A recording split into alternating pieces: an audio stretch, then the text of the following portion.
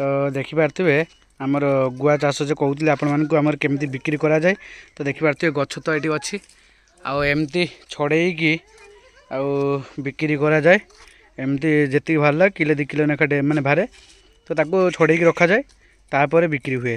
तो देखिपे कि गुआ एमती गचर तोड़ाई आई देखो सब पूरा बढ़िया रक सैज बोला। तो देखिए सैज के सैज देखो देखो कि सैज पूरा बड़ बड़ भी छोट छोट नहीं बहुत बड़ बड़ ये भल आराम से मैं 400-600 टंका किलो आराम से पड़ किलो। तो देखिए बहुत थकी गलानी ना कहीं बहुत कष्ट भी छड़ियापाई गुड़ा बड़।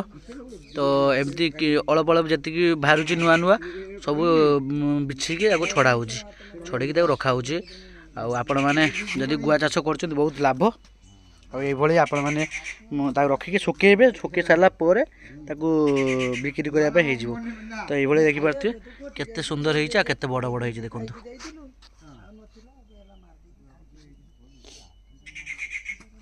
तो देखिपे